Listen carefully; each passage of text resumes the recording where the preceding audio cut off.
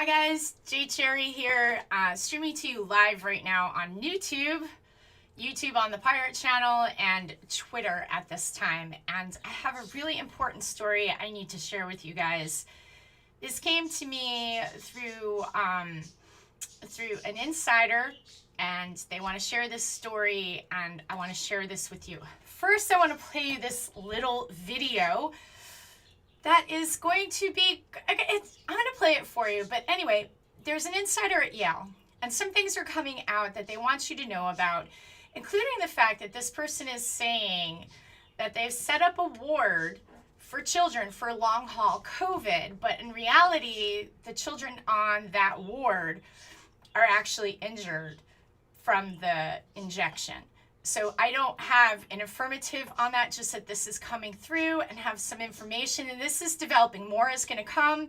This whistleblower wants to speak out more, so spread this far and wide to other people who might be interested in also talking to this whistleblower. We need to get this information out there. So I'm bringing this out to you now, and this is thanks to the bravery of someone inside Yale and someone else willing to help this story to get out. So thank you to both of those people who care about what's going on and what is going on. So I have some really interesting things to share with you. So the first thing that I want to share with you is a video. This is a Zoom call in at Yale New Haven Hospital, not the university, at Yale New Haven Hospital. I'm going to play this video for you in just a second. And I have some screenshots also to share with you from a Zoom call that was also inside of Yale, including a couple of articles that I want to share to go with the accusations about the children on the long haul COVID floor actually being children who have myocarditis or pericarditis or other symptoms from the injection. So this video, I'm just going to play it for you. So hold on while I get this up. I'm very happy today because I got all my ducks in a row and technology seems to be working, hoping that I don't jinx myself. So here is this video. Let me put my glasses on, make sure I get you the right video here. So let's see, here we go. Here we go. This is Inside Yale. Take a listen. Although we are now requiring vaccines except for exemptions or certain deferrals, if a patient asks about our vaccination status, are we obligated to disclose this to them? Nope. We don't have to reveal personal health care information to patients. Are patients allowed to ask that they be taken care of only by fully vaccinated staff? No. They can ask. They can ask, yeah. Did you hear that? I'm going to play that for you guys again. This is Inside Yale. They're asking the question, do patients have a right to ask the doctor if they've been vaccinated? Do patients have a right to request to only be worked on by a doctor who's been vaccinated? This is their response. Take a listen again, just to make sure, because I think I might have had the audio off. And it's only about 30 seconds, so I'm going to play it one more time. So take a listen to this. Although we are now requiring vaccines except for exemptions or certain deferrals, if a patient asks about our vaccination status, are we obligated to disclose this to them? Nope. We don't have to reveal personal health care information to patients. Are patients allowed to ask that they be taken care of only by fully vaccinated staff? No. They can ask. They can ask, yeah. So, rules for you, but not for thee. Interesting. So I've got a lot more to share with you guys. This is thanks to the bravery of this Yale insider, who there will be more revealed as we go through this process. This is just the tip of the iceberg. Like I said, the main accusation that is being made, and we'll get into that in this show today, is that Yale has put together a long-haul COVID center for children. And this insider is saying that that long haul COVID center for children is actually full of children who have been injured by the injection. Okay, I'm just going to go in. I'm going to show you a few things also within their Zoom call meetings. I'm not sure exactly what the order of these slides are, but I try to put them together so that they make as much sense to you as possible. This is the way they kind of came to me. So let's just get right into it. I'm going to pull up these slides for you and share them with you. Hold on a second. Let me just make sure I actually share the screen so you can see. So here we are. So this is the stuff that came out from Yale that I have gotten, that was given to me, and I want to share with all of you guys. So the first round of business here, let's take a look. So we took a look at the video where you could see like the insane hypocrisy. But let's just take a look at some of the things that are coming out and just look over things, as well as a Zoom call conversation that happened, the video I just played for you. I'll play it again at the end of the show. It's only like 30 seconds long. I'm probably gonna stick it in my Telegram channel. I want you guys to be able to share it. So I'm gonna put it out there, the video, so that this could be shared far and wide, make a meme out of it, put it everywhere. So after this show airs, I will stick that in Telegram so that you can download that. So if you're not following me in Telegram, please join me there on my channel. It's J, just J, Cherry Like the Berry Presents, and that's on Telegram. And of course, you can always find me on my website. Let me pull up over here real quick before I share with you the stuff. I want to see if I can share that. Oh, what did I do with that? I had it all set up over here. Okay, forget that. I'll worry about that later. You can find more of my stuff at jcherrypresents.com. I'm going to get this video, the short 30-second video, out to you as soon as that I can. And I will easily be able to put that for you onto Telegram.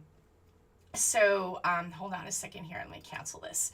All right, let's get right into these documents that have come out through an insider at Yale that I have access to, and God bless the brave souls. I employ everybody and anyone working in the medical field that has a story that they want to share to be brave. Now is your time to speak. You have a huge community of supporters that will rally around you and defend you, because it really is going to take brave souls to do this. So God bless this brave soul. God bless the brave soul for giving me this information. Let's get right into it. So we're going to start off. I'm just going to show you some of the internal paperwork. This stuff, we're just going to go into it and then look at what they were saying during the Zoom call, and also talk more about this accusation that the children in the long haul COVID floor are actually there because they are injured by the injection. So these are the screenshots. Here they are. Okay, so let's start with this one. This is an internal document. Let's see here. So this is an internal document right here, and let's just take a look. This is Yale New Haven situation, clinical management of patient requests for medical exemptions to COVID.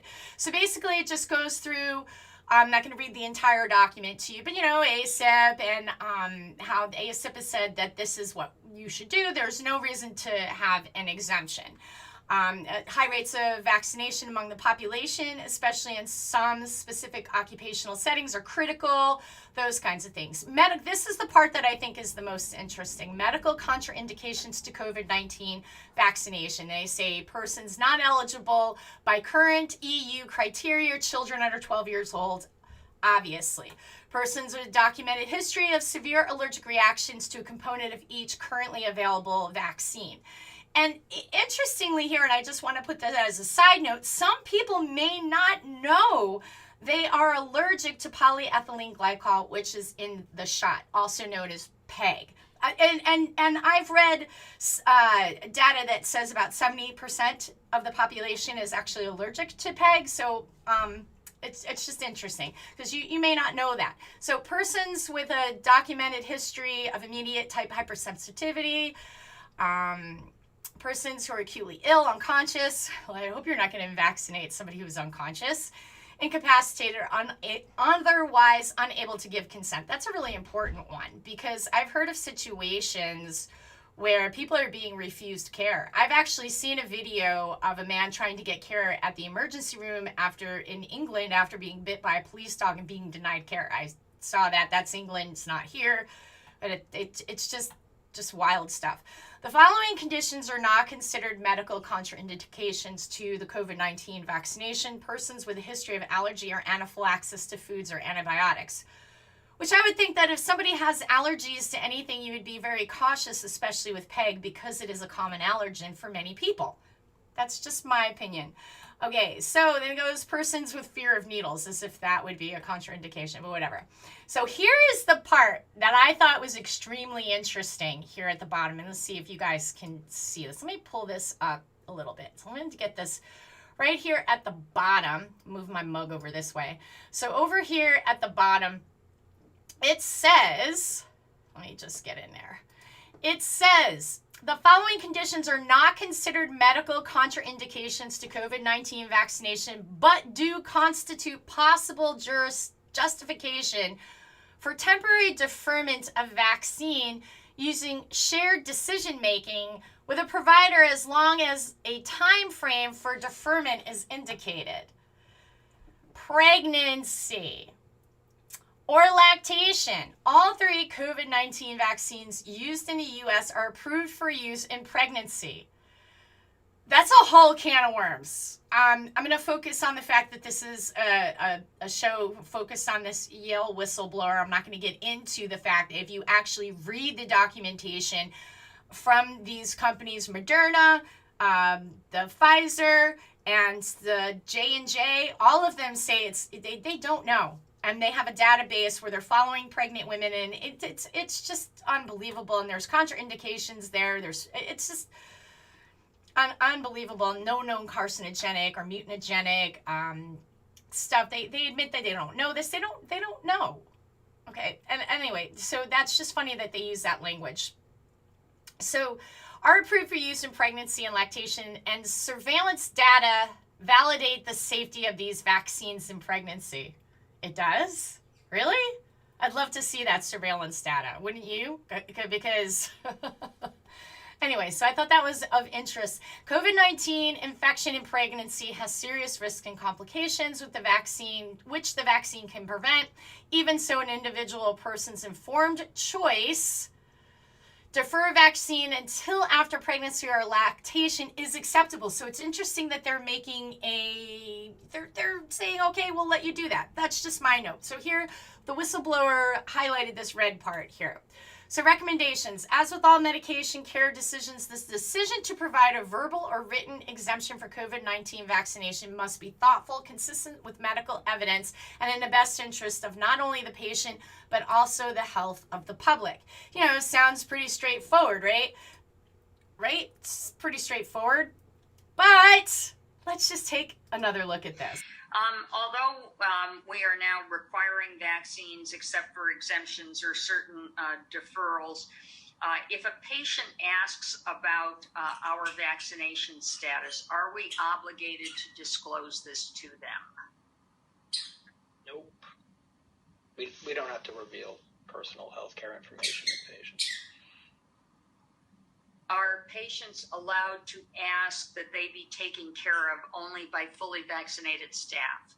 No. They can ask. They can ask, yeah. Rules for you, but not for thee. Okay? That video just blows my mind away. But there's more to this. So let's take a look at more of this stuff here. Hold on a second while I pull this up. And let me get my screen. Here we go. All right, so these are internal documents that have come out of Yale through a whistleblower sharing things that are happening with inside Yale New Haven Hospital. This is just the tip of the iceberg. There's more to come. So be patient as we work through this and take a look at these things that are happening and why. Okay, so this particular screen that you're looking at is a Zoom conversation in Yale New Haven. And it says, fully vaccinated family member has low-grade fever and sniffles. Should they get tested? Absolutely, symptoms have gotten more vague and non-specific. These are not those. Please get tested. So there's that. It gets even more interesting. If you say natural immunity antibodies, this is a really, really interesting one. If you say natural antibody antibodies in people who have fully recovered from COVID aren't as strong or long-lasting as the vax, why aren't vax people tested for antibodies to prove that? That's a really good question. I never would have thought of that. So, you know, I'm not a medical professional. I'm not trying to give medical advice. I'm not trying to tell people what to do either.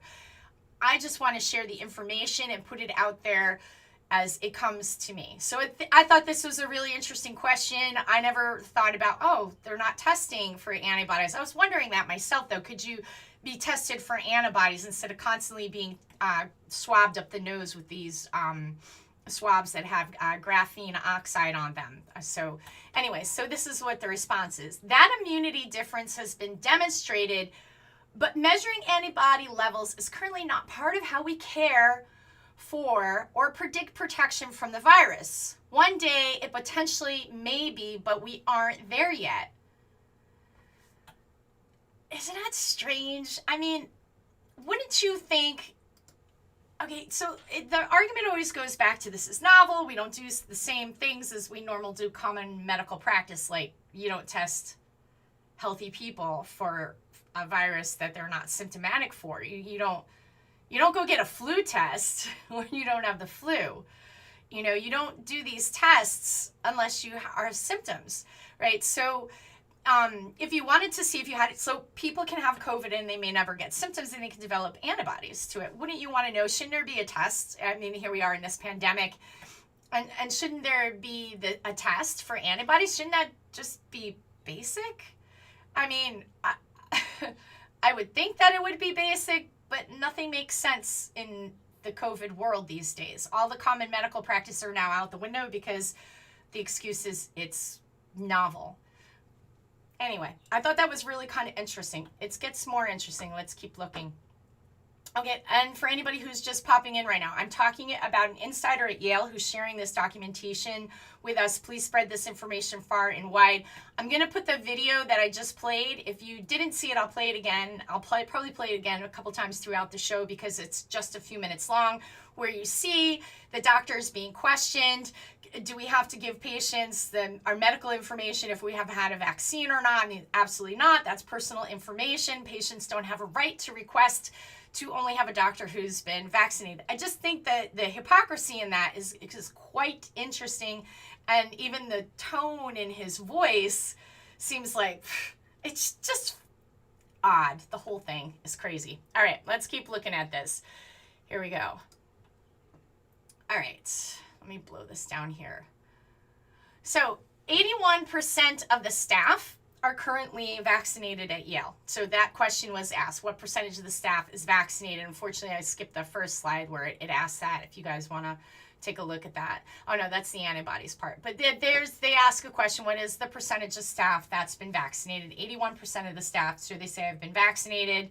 I don't know if that constitute the 2 jabs and 1 jab, because now the CDC is saying that if you got your vaccine and got sick with COVID before the 14-day period, you got sick with COVID and you were vaxxed.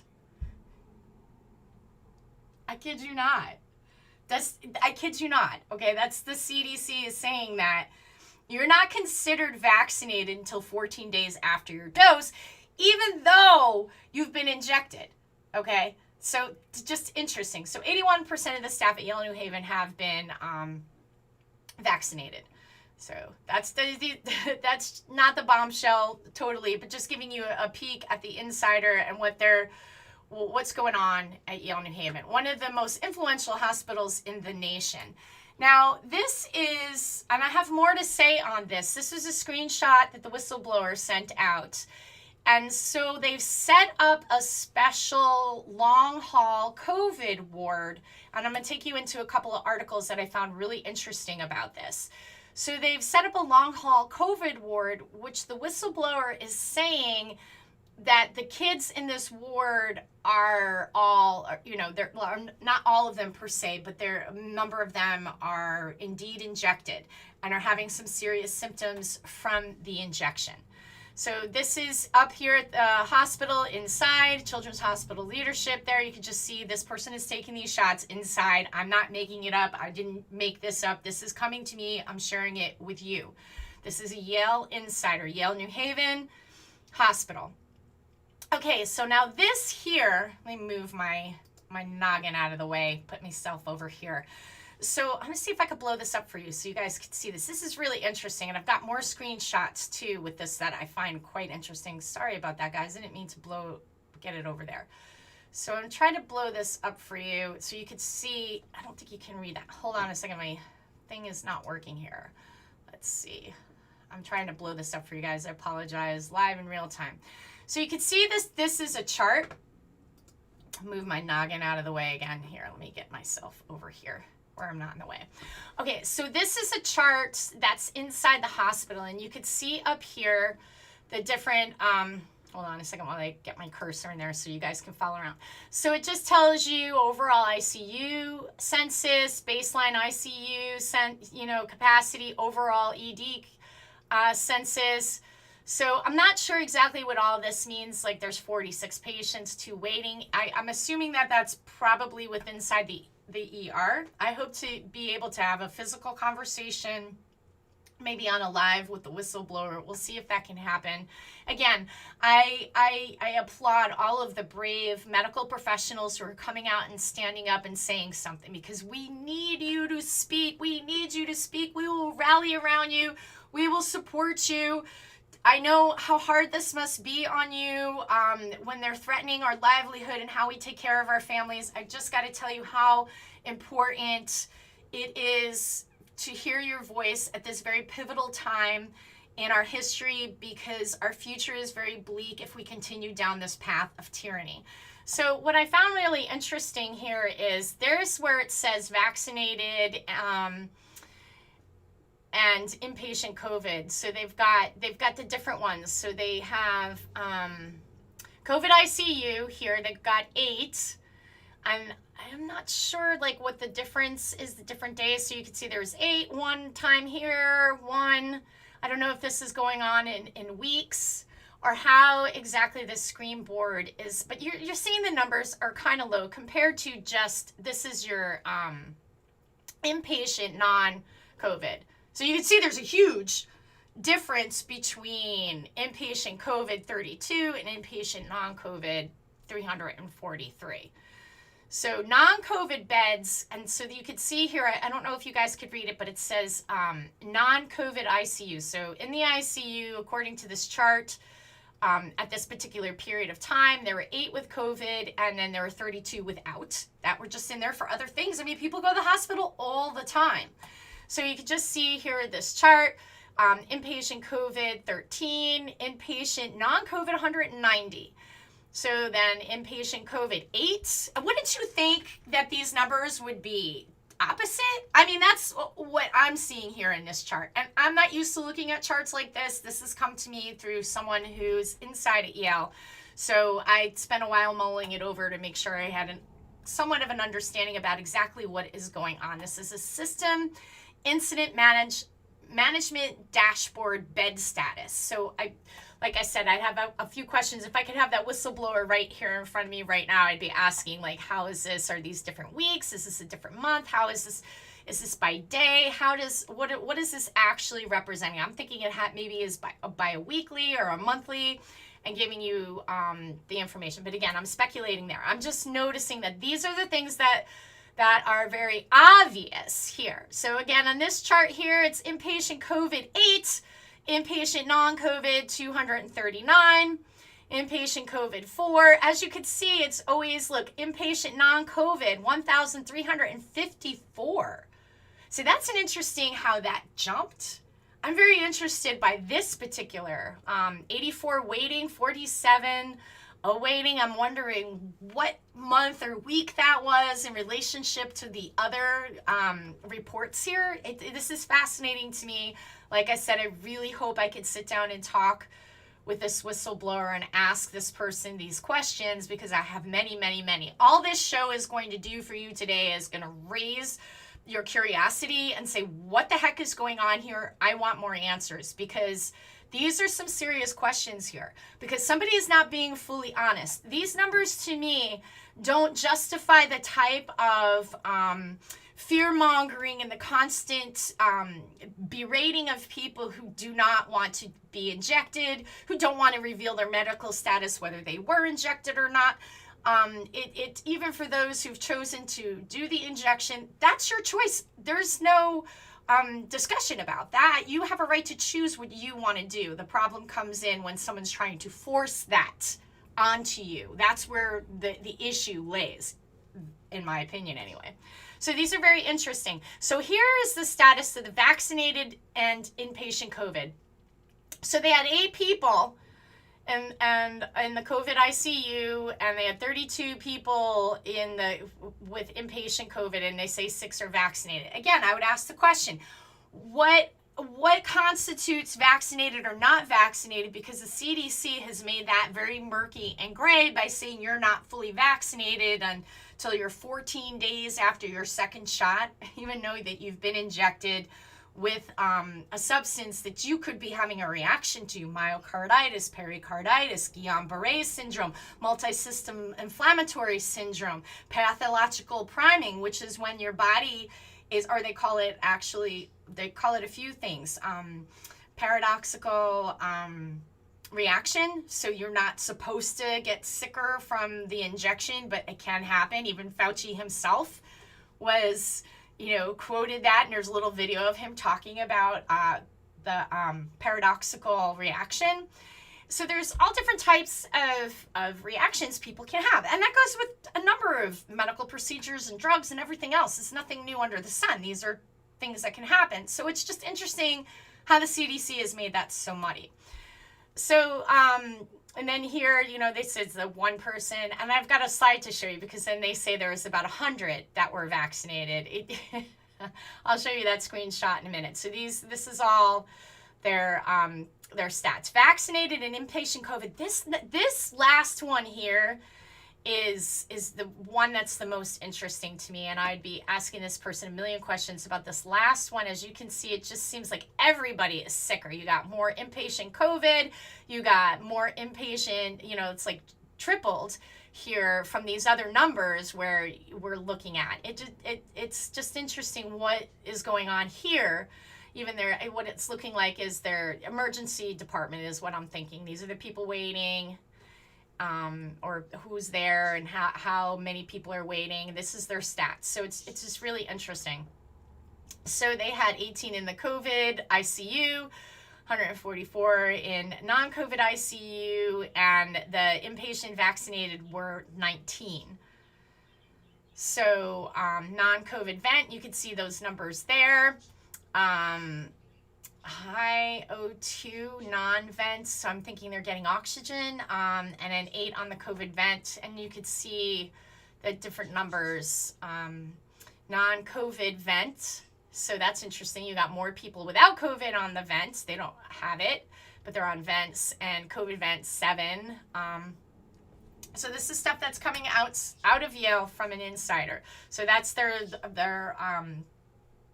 their screen that they can see in the hospital that gives them an understanding of what's going on and who's in the hospital. So that's what we're looking at there. So here is another shot with inside the hospital. This is the children's area of Yale, New Haven. Like I said, according to this whistleblower, they have a long haul COVID floor, and I want to get into that a little bit more. I did a little research on that and looking at long haul COVID in children. My understanding has been that children are not affected the same by the COVID virus that adults are. Now, the media is coming out and saying that the variants have made that different. I have heard scientists and doctors saying that children still do very well, variant or no variant. And when they say all these variants, I have a question. When you're talking about the variants, have you analyzed them? Like when you take a PCR test, which is being pulled by the CDC is taking away the PCR test, because the PCR test is picking up both flu and coronaviruses. And people out here who are watching this show who follow me or have heard about Carrie Mullis, and Carrie Mullis talking about the PCR and how that you can find just about anything in anyone. We're all constantly inundated with different things that our bodies carry, and that we're not sick with those. I'm going to share this video with you about testing real quick, because I got to put this out there. I haven't looked up in a while, but I'm curious where the Connecticut state epidemiologist Matthew Carter. I'm going to play you this video.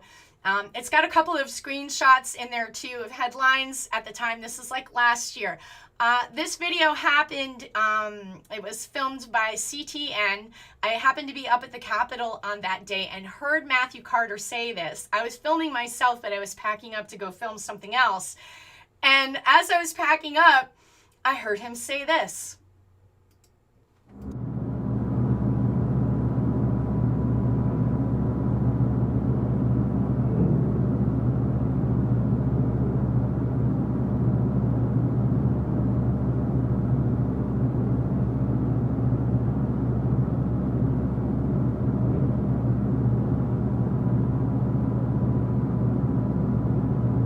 What is the percentage of people we're actually going to be testing for coronavirus that are showing symptoms?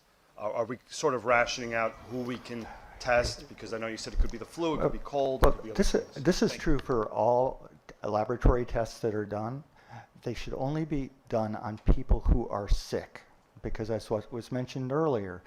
Testing somebody who's not sick is much more likely to give you a false positive than anything else. So in medicine, as a rule, we don't test people who are not sick. This is not a test for, are you a carrier of this virus? The reason to do this test is actually to establish a diagnosis in people who are sick. So we know who has coronavirus infection and who has some other cause for their illness.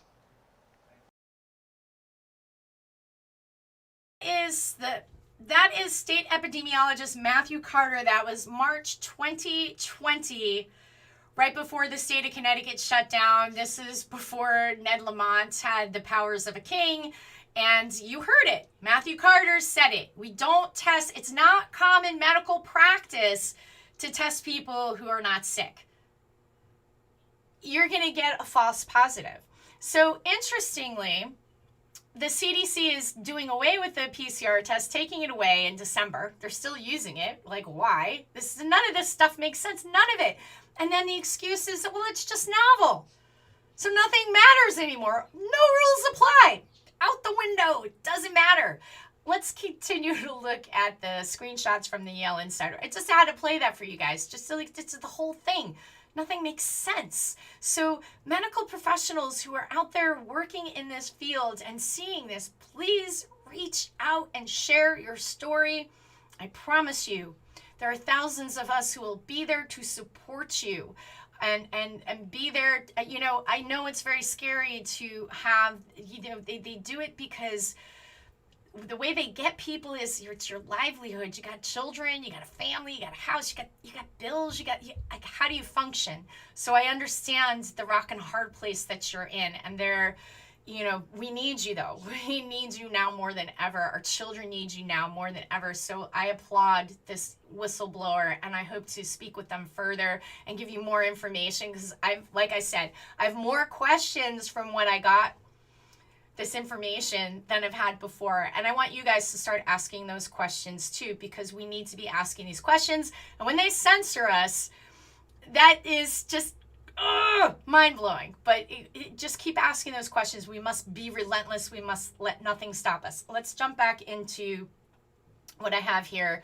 in my photos. So let me pull you guys over here. So like I said, this is within the Yale Hospital, and this is taken by an insider. These are screenshots that were sent to me.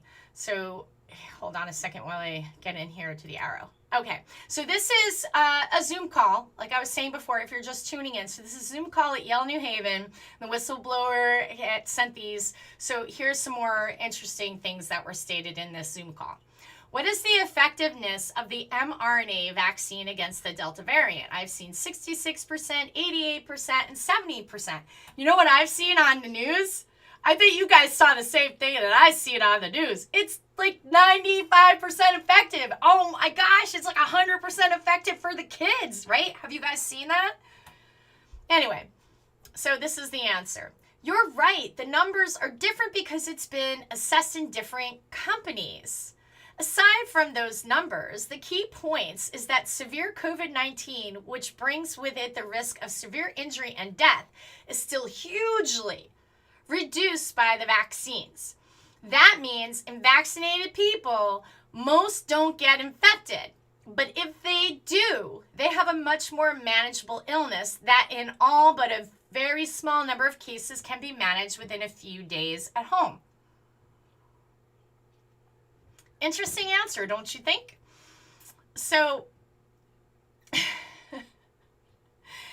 and so then they ask another question. This is going to come up. Any word when the vaccine would be available for children 12 and under? There's going to be a response about that too. Hopefully I had it in the right. I might have had these out of order. There is a response where they say it's in the fall. But let me continue on with the route we're on.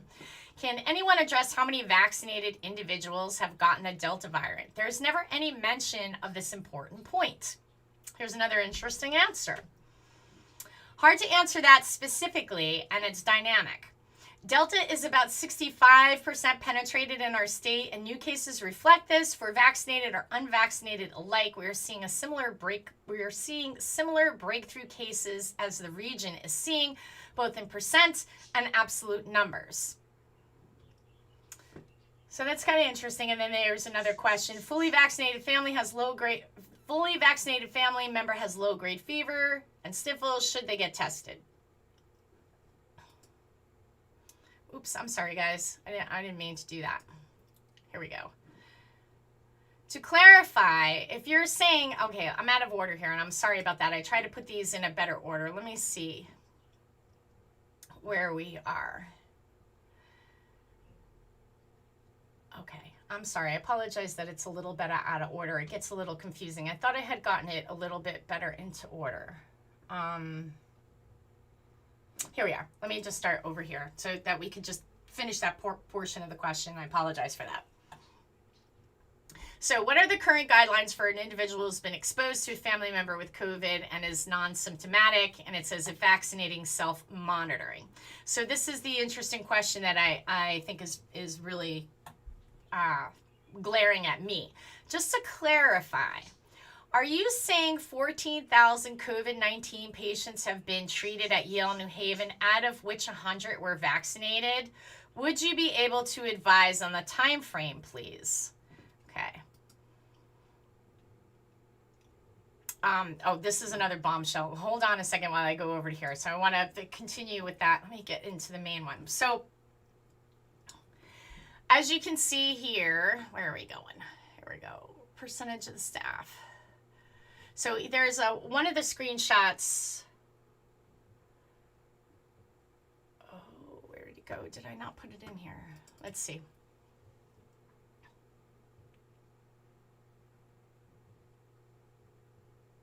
That's not the one. He does say, and did I not put it in my thing? He does, what the response is that it was cumulative. I'll have to pull that slide up for you. I might not have put it in my system, but he did respond. The response to this question is that it's been since the COVID-19. It's an interesting answer. It doesn't quite answer the question, but I will pull up that slide. In the meantime, I want to keep rolling with the show. I may not have put it in my system, and I apologize for that. I might have left that one out. They were a little bit out of order. Let me go back over to here, and I'm sorry if I'm confusing the heck out of you. I apologize with that. But there's another really important slide that I wanted you to see, that this one is very, very alarming. If dealing with autoimmune disease and blood cancer survivor, vaccines will be mandatory still? Yes. Just curious, what animals were vaccines tested on? A few 100 million Homo sapiens. Do you see that, guys? Can you see that? A few 100 million Homo sapiens. Just curious, what animals were the vaccines tested on? A few 100 Homo sapiens. That gives you like a real strong sense of, wow. Wow. That's just mind-blowing to me. I'm absolutely stunned by that answer. So here, let me take you back over here, guys. And now these are some more. Here's another one. I wish I could talk to this person right here, right now, and be asking them all these questions while I'm sharing these slides with you. Fortunately, that's not going to happen. But let me see. Can you see that? Let me get this over here. I apologize if I'm not getting them quite where I want them to be. Here we go. That's maybe a little more helpful so you can read that. When they say the variant is more contagious, what is meant by that? In the simplest terms, those are likely to infect more people. Last I read, the average Delta infected patient is now likely to infect 8 or 9 other people. Alpha was half. My question would be, how do they determine that? You know? And then here's another interesting question. Good morning. Should people who receive the J&J be more concerned about getting the Delta variant? If so, should they receive an mRNA booster sooner than later? So now there's been this recommendation that you can mix up these shots, which I find very interesting. But anyway, it says data still show J&J being protective against all variants. I would ask, what data? Where's the data? I want to see this. But active research and discussion now on this very question. So they don't really know. And that this is, again, like I said, one of the most interesting screenshots that we got, where it's inside the hospital showing you all of the stats about who's inpatient non-COVID, who's inpatient COVID. As you can see, the non-COVID is way higher. And this particular time frame here is very interesting. A busy day at the hospital. I don't know if this is by day, if it's by week. I'm not 100% sure. If I could ask this person, I would totally be all over that. So, and I apologize about being out of the screen order with this. So this was just another internal document that's set out to the staff at the hospital, instilling COVID-19 vaccine confidence. And just by the way, Yale did a study to help sell the vaccine. Like, how are you going to convince people who don't want the vaccine? They did a study. And all that we're seeing in the media almost mimics the study that they did, where they used different means of getting people to comply with these measures. But so what leaves me, the questions that I have are, why such a push if people don't want it, if it works? If it works, then those who take it, it should work and it should be fine and you're good. And then if we ask this other question, which I would love to ask, and that's okay, so if you want to get the vaccine, you get the vaccine and it works, then you shouldn't have to worry about whether your neighbor has the vaccine or not. And then somebody who doesn't want the vaccine, who says, no, I think I'm going to just take my chances with other means. There's other ways of dealing with this illness that you know, nobody wants to talk about, or they say, you know, that's fake or it's bad, or they want to, it's just so bizarre. They're like ivermectin or hydroxychloroquine or any of these other drugs that if you say them, you're like immediately censored. My video is probably being flagged, probably going to lose my pirate YouTube channel, whatever. In the age of misinformation, telling the truth is a revolutionary act, and it certainly is, and I don't want this information out there. So, you know, so if you want, and then also too, if we look at what the data actually says, and you can even look this up in the CDC about the death rate, and the average person who doesn't have underlying conditions, they do very well getting through this without a problem, and then have lifelong immunity. Now, the common medical practice, just like what Matthew Carter was saying, is that you don't test healthy people. Well, common medical practice also was, and this has been told to me by medical professionals, I'm not a medical professional, but I'm just saying this is common medical practice, that when you have antibodies, you don't need, like if you've had the measles naturally, you don't need a vaccine for it. They just don't give you a vaccine for things that you've had. If you have antibodies, in fact, you've been able to say, hey, I don't want a measles vaccine. I'm going to get my titers done. You get your titers tested, and you can see that you have antibodies to the measles. If you've had wild-type measles, those antibodies will last with you for forever. I mean, like our immune system, the T cells and the things that we know and understand about our immune system and how it works is absolutely fascinating. And our body is so well designed to live on the planet and deal with viruses and bacteria. Yes, we can get sick. Yes, we can die. Yes, there are scary things that are out there in the world that can harm us. But we also are equipped with a natural immune system. And it amazes me that people don't talk about ways to make that even stronger and better. It's all just do these things, get this injection, and or else you're gonna get sick and die, or you're evil super spreader, or whatever other kind of nonsense. So again, I'm basically sharing screenshots from an insider at Yale who is a brave soul who put this out there because they want people to know and understand what's going on within the hospital. So here, and I'll get back to that other shot where it's a little confusing, and I apologize. I thought I had that in there. Hold on a second. Let me get this through here. Where'd it go? Is that the end of them? I'm sorry, guys. I'm having a little technical glitch here.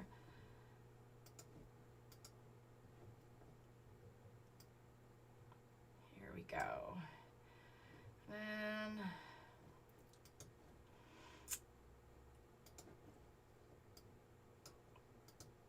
okay, so that's the end of those shots. So here's a couple of more things here. And again, like I said, this is coming from an insider at Yale. I'm going to blow this up so you guys can read it too. This was just sent too. So dear colleagues, much has transpired since our last video update. We saw the number of COVID-19 inpatients decline and even dip into the single digits, thanks largely to our vaccination efforts.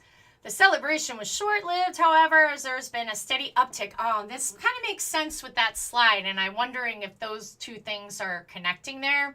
So with this slide that I'll show you here, this slide, this is really interesting. So you see this slide where they say they've lost, you know, it went down. So I'm wondering if this has something to do with it. Maybe that was part of the Zoom call. So this is making more sense to me.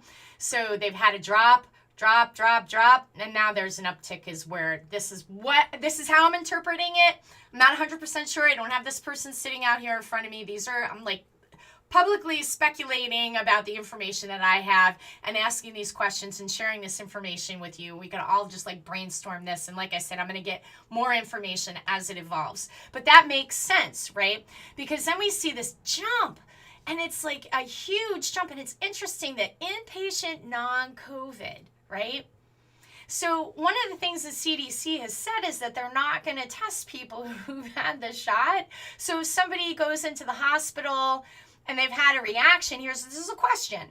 If they've had a reaction to the injection and they go into the hospital, they're probably listed as non-COVID. So I would imagine if a teenager goes into the hospital with myocarditis, that they're actually wouldn't be considered COVID.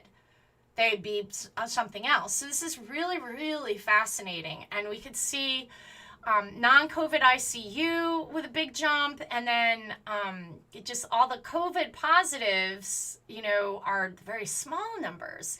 And then you can see the jump in numbers of vaccinated individuals that they're actually counting go up from 19. So here it's at 6, then 1 and 2 and 2, and then 19. And then they have 79 people who are non-COVID on vents, 8 with COVID on vents. Really interesting. I have so many questions, more questions than answers. And I feel like we're all kind of in this boat still. And then we're silenced for asking these important questions, which is extremely frustrating. So I just thought that was interesting. So let's go back over to their document. So,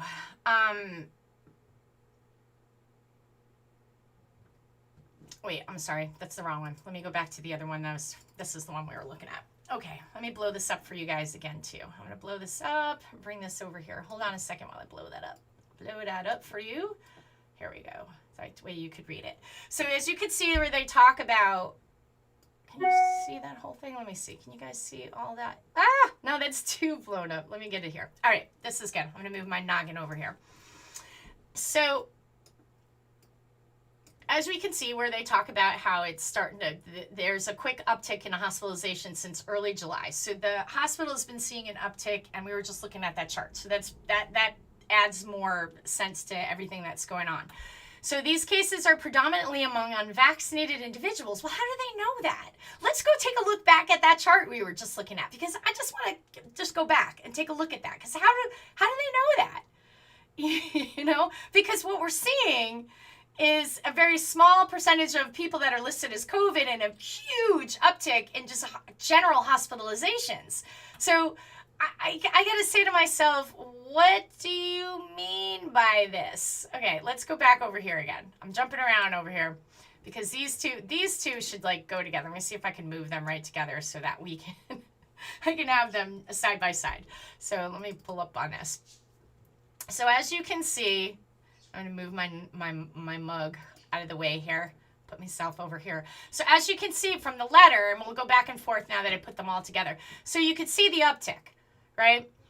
So I'm not seeing, I see where they have who's vaccinated, 19 are vaccinated with COVID. Do we know anything about these numbers or these numbers? I just have a lot more questions than answers with this. It's really quite interesting.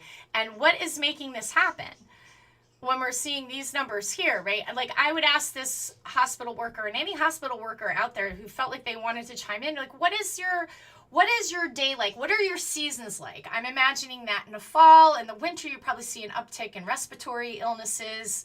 Is it common that there be spikes in sicknesses at odd times, like in the summer, when typically I would think that hospitalizations would just generally be lower because we're not dealing with as much cold and flu season type things. So I have so many more questions about this. And how they always say that the majority is unvaccinated, when it's just strange. Anyway, so let me go back over here. Here we are. So on the wrong one again. So as you can see here, while our lives often seem consumed by the pandemic 24/7, know that there's a tremendous amount of great work being accomplished throughout our hospital. In my video message, and you're just talking about something else there, it's not really relevant to us. We cannot look toward accomplishments without you. I hope you have found time to rejuvenate this summer, and if you have yet to carve out the time for yourself, work with your manager to find that much needed time. Taking care of yourself also involves a COVID-19 vaccination. Please protect yourself and others. Get your shots. Your patients, your colleagues, and I need you to. Well, that's really interesting. I mean, we know that, I'm going to take you back to this video over here. So that's interesting. So the staff at Yale, they're being told that you got to get the shot, right? But then there's this. Although we are now requiring vaccines except for exemptions or certain deferrals, if a patient asks about our vaccination status, are we obligated to disclose this to them? Nope.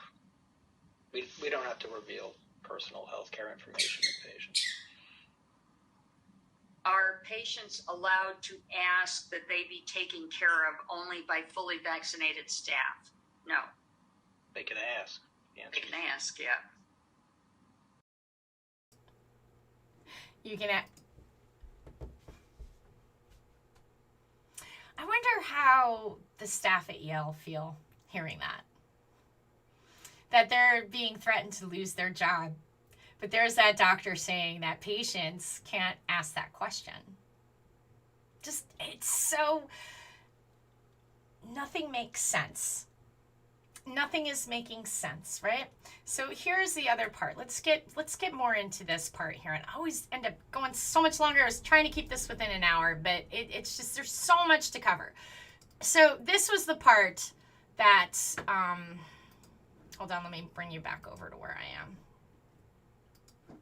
Share this screen with you guys. So where is that here? So one of the things,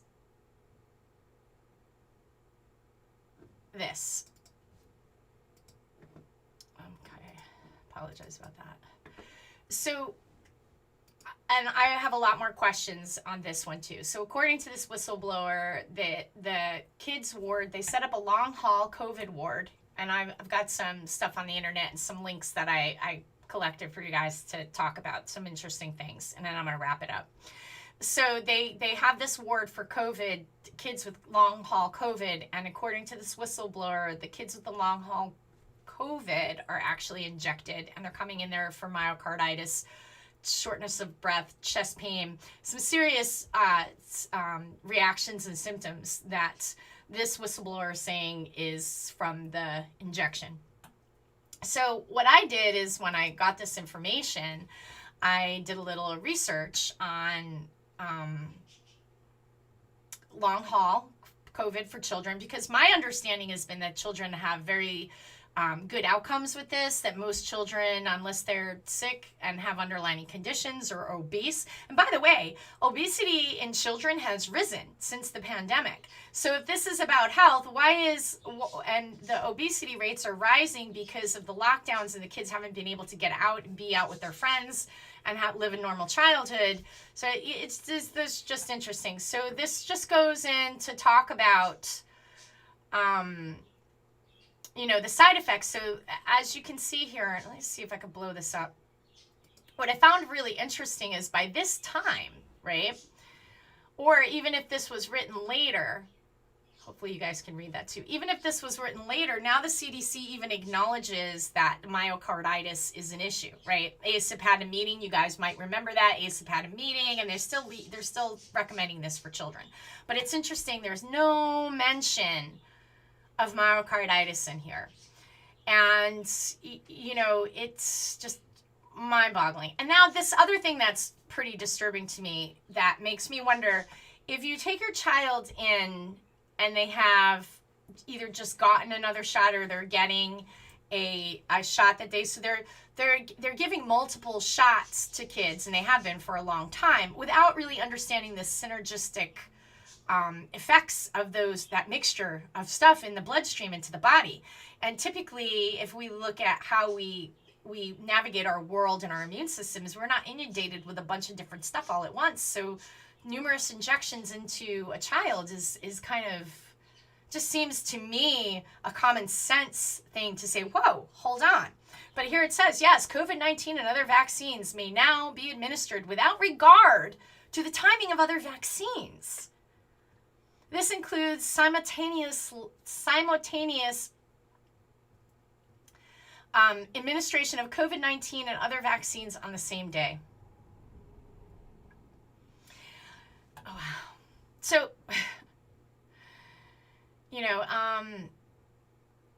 and then they go on to talk about, this is coming out of Yale. This is their documentation. You can I put this in the show notes so you guys could go read through this too. And, they talk about, this part is disturbing to me as well, because there are scientists and doctors saying, absolutely not should you be getting the injection if you've already had the illness, that you could have severe contraindications and what we would know as pathogenic priming, and your body it's not what you would do to the immune system. So it says, yes, your child should have a COVID-19 vaccination regardless of whether they've already had COVID. This is because the vaccine provides additional protection by reducing the risk of a repeat COVID-19 infection. Anyway, it is recommended that your child wait 1 month after resolution of COVID-19 symptoms before getting vaccinated. So you can continue to read that too. This one is really disturbing as well. My child has a history of multi-system inflammatory syndrome. Can my child receive this? So if your child has had multi-system inflammatory syndrome, I can't imagine that a doctor would be telling you that, yes, you should be getting this vaccine that could cause inflammation in the body. It doesn't make any sense. So when this whistleblower is saying that the long-haul children's COVID ward is full of children who've been injected, you have to sit there and think, that's very interesting accusation. That's a very interesting thing there. Yeah, because it's not surprising. And I'm not a doctor or nurse. I'm a journalist. So here we go. Oops, I'm sorry. I'm probably making you guys dizzy there. So, you know, it talks about menstruation, and they basically saying, oh, that's not related to it. There's reports all over the place about that. And I think there was finally recognition by even the CDC about the menstrual issues, but in this kind of like double talk out of both sides of your mouth way. And the same dose, that's the same dose size. So all the doses, this is one of the things that's always been wild to me, is all the doses are the same amount. Whatever height, size, weight, age, you could be 300 pounds or 80 pounds, a 12-year-old. Okay? And they're giving the same dosage to everybody. So, all right, now let me move you on to here. That's really interesting. So this is just basically their announcement that, and I wanted to read this through to you guys because I found it really interesting. I apologize for all the ads that are popping around over here. Let me see if I can get rid of some of them. Yale New Haven Children's Hospital is launching a program to help children with long-term COVID. Now this was announced, let me see the date. This was done in June. Now let me just say, so this is announced in June. Well, let's take a look at the video here. No, that's not the same. Back to school today. No, we don't want to look at that video. I'm sorry. I don't want to get distracted. I thought it was a video about that. So this was published in June 2nd. The COVID-19 Pfizer is the only one that's been approved for children 12 and up. 12 to 15-year-olds. So Pfizer's the only one. Moderna hasn't, J&J hasn't. That should leave a lot of questions in people's minds too. Why is it just the Pfizer that's been approved? If they're all similar and are all so great, what's the holdup? I'm curious about that. So here we go. So so here are the symptoms that the kids are having. So Dr. Elijah Panstill specializes in pediatric infectious disease there. He says this all came together after hearing from families with treatment questions from long-term COVID symptoms. Some of them cannot go to sleep. Some of them cannot concentrate on work at school. Some of them cannot play sports. I wonder why that is. And some of them have health issues around the heart, lungs, or even joint pain. So, hold on a second. I'm going to shut this off. So that's yeah. So, and some of them have health issues around the heart, lungs, or even joint pain. Panstill says there are a lot of questions on how best to treat children recovering from COVID-19. There are some patients they've seen at the hospital, but he says that's the tip of the iceberg. Many more are out in the medical communities. A lot of the times the parents don't know what to do. And also the community pediatricians don't know what to do because it's a new phenomenon, Panstill said. So Yale New Haven Children's Hospital created the Children's Post-COVID Comprehensive Care Program. Now there's one stop for resources and treatment. A triage nurse will make an assessment when an appointment is made. And from the symptoms that are described, we'd be able to know who should come for that appointment. Social workers, mental health professionals, cardiologists. Pediatricians are all among those who roster for treatment plans that will create a total health response. That's another part that's great, blah, blah, blah. There was one more part that I wanted to say. I think we covered all that. I'm going to go to the next one. So this is WebMD talking about long haul COVID. This came out, I think it was like in May as well. I'm pretty sure that this was brought out in May. And that's when the shots were approved. So this was the part that really, hold on a second. This is the part. Out of the children in the study, so they had this study of these kids with long COVID.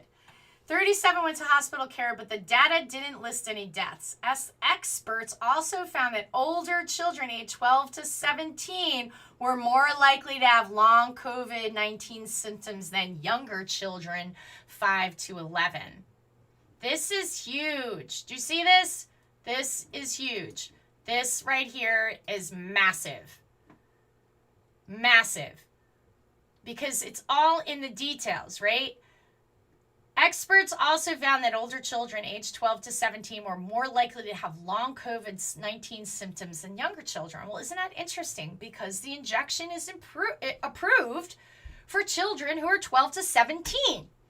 And according to the whistleblower inside Yale, that's exactly who is in the ward at the Long Haul COVID Center at Yale, are these children who have reactions to the injection, according to this whistleblower. Okay?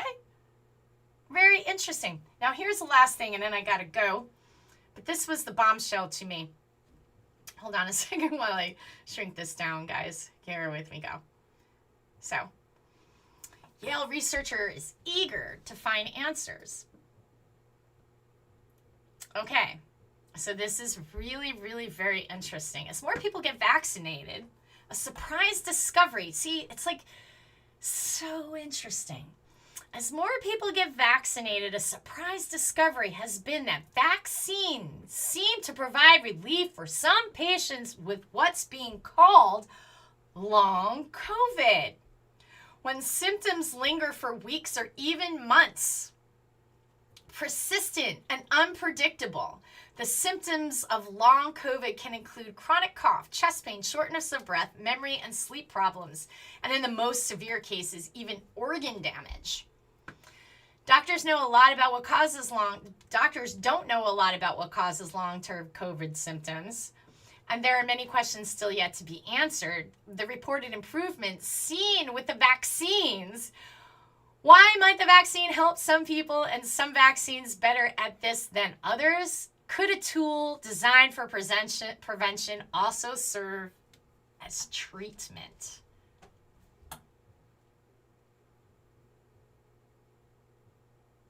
Okay, so they're doing a study at Yale.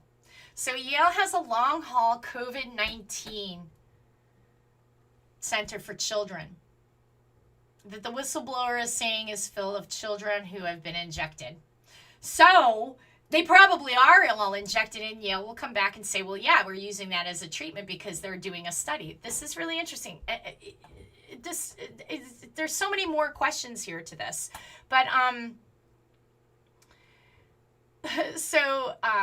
going to massacre this person's name. Akio Iwaski, PhD, professor of immunobiology at Yale School of Medicine and major contributor to the existing body of COVID-19 research. We should probably look this guy up and see who he's connected to.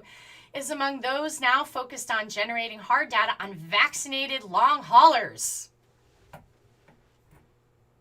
To help answer these questions, she is currently working with other scientists to launch what she predicts will be a large collaborative study at Yale.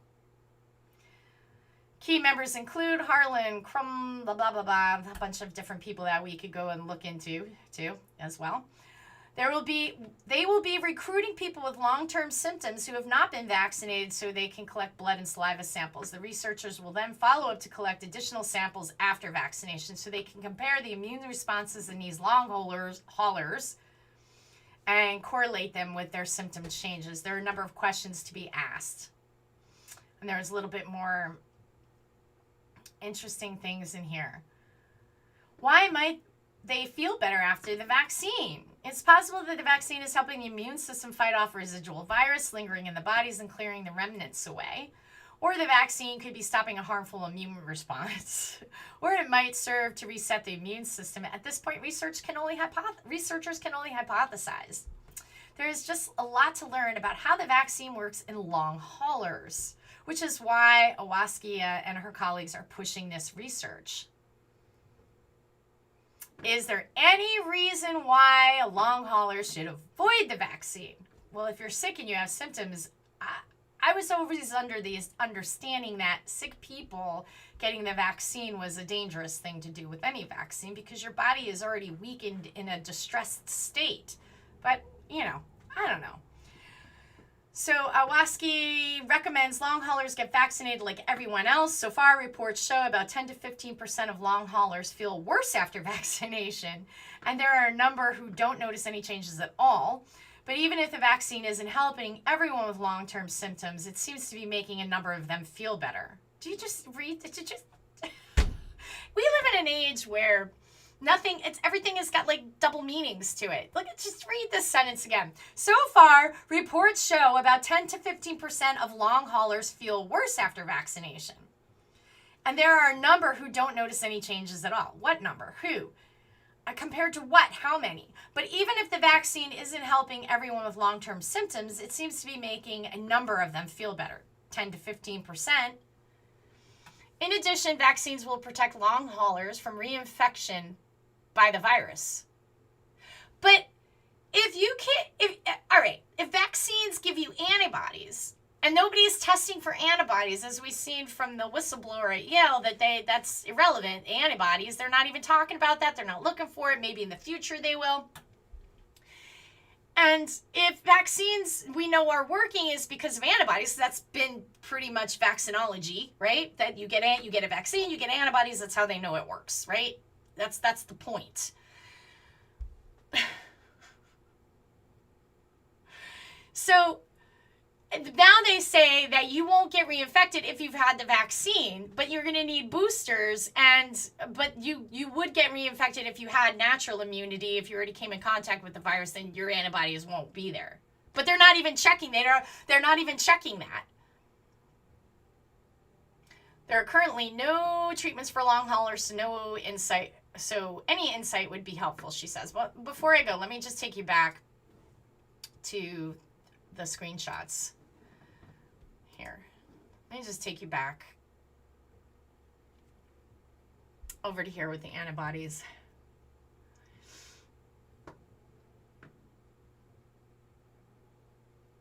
I'm sorry, guys. What did I do with the one with the antibodies? So there is a screenshot here where they talk about the antibodies. Here we go. I think so. No, that's the variant. Hold on a second. Where's the antibody? They ask a question about the antibodies, and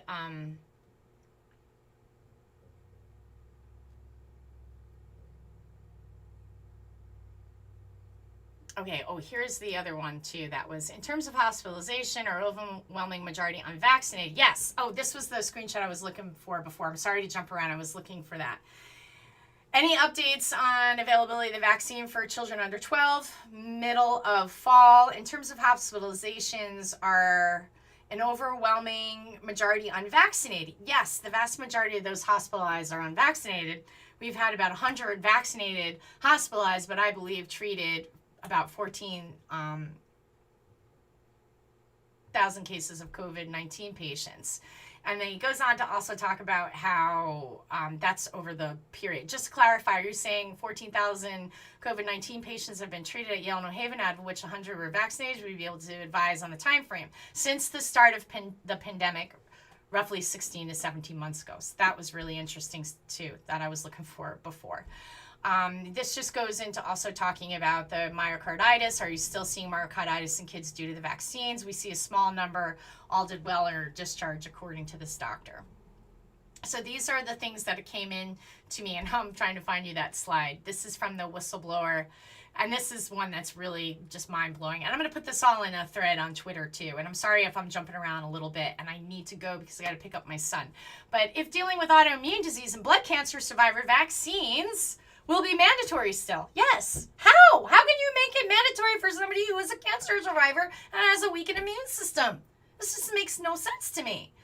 And then the other part that I was looking to share, hold on a second, I'm going to pull you guys over here. I just want to close out with this last slide on that thought there. Hold on a second. Let me pull this up. So there's so many questions, more questions, and I totally applaud the whistleblower who is sticking their neck out on the line and putting this out there. And I do hope to talk with this person and ask all of these questions. More questions are coming up as I go through all of these things here. And it's just unbelievable. And I wanted to bring up with the last part. Well, okay, here's the one where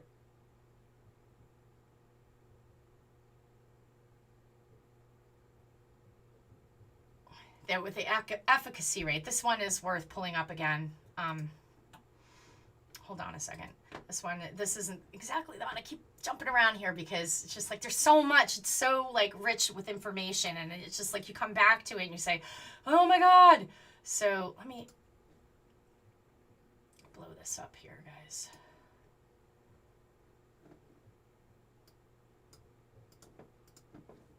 Apologize.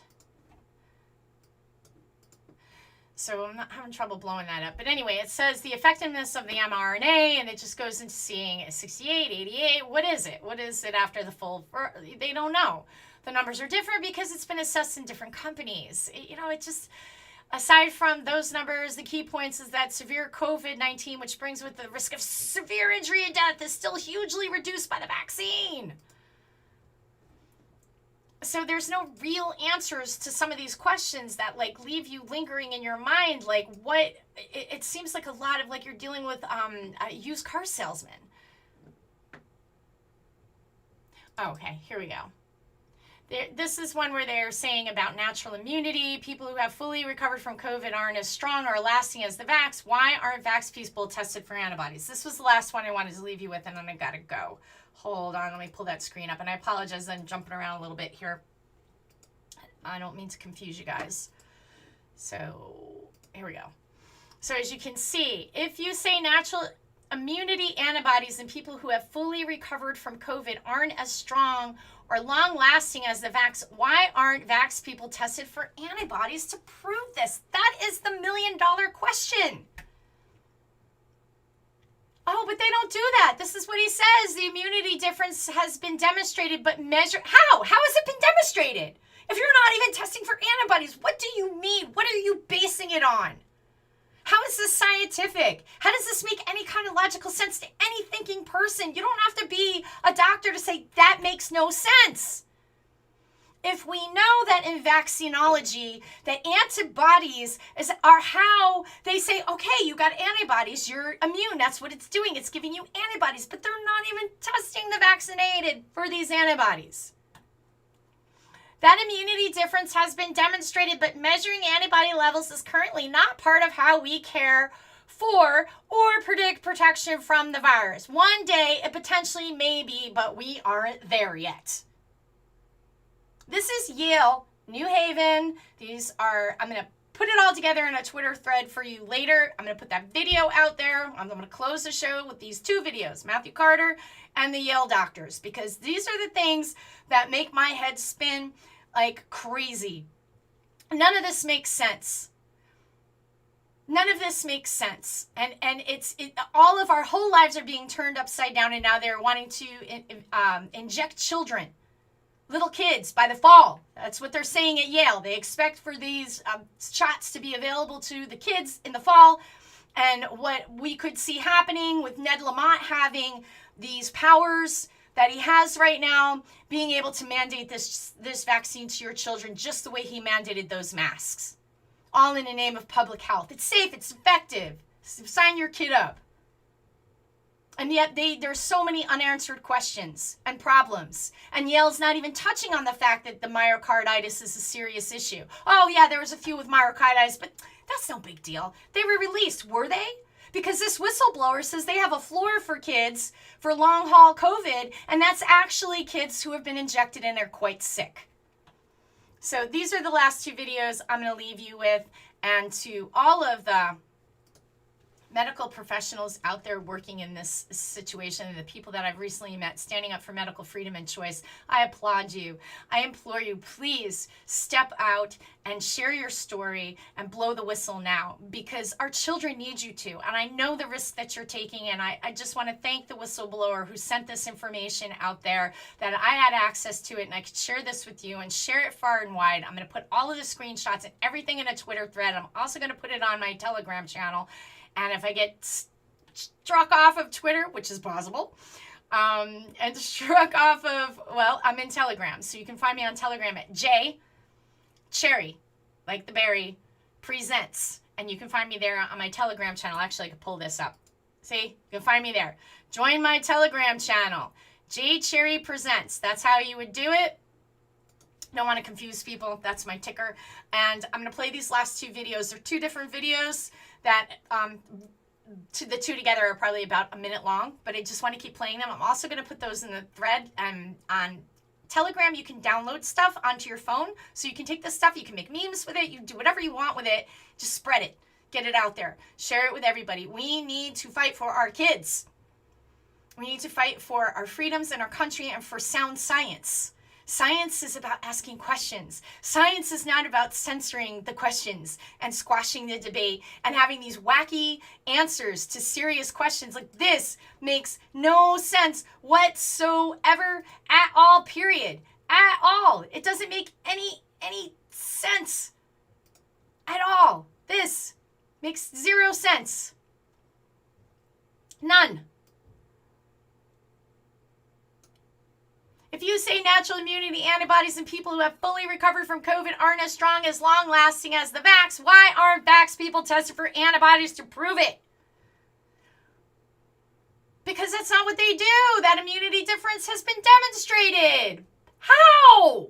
But measuring antibody levels is currently not part of how we care for protection from the virus. One day, it potentially, maybe. But we aren't there yet. Why? Why? Okay, on that note, I'm going to stop because I got to go. But I want to play you these couple of videos. So this is the Yale doctors. And then I'm going to play it immediately with Matthew Carter, the Connecticut State epidemiologist. So maybe we should let's start with Matthew Carter, and then we'll go with the Yale doctors. This is Matthew Carter, Connecticut State epidemiologist. I'm going to fast forward through the screen.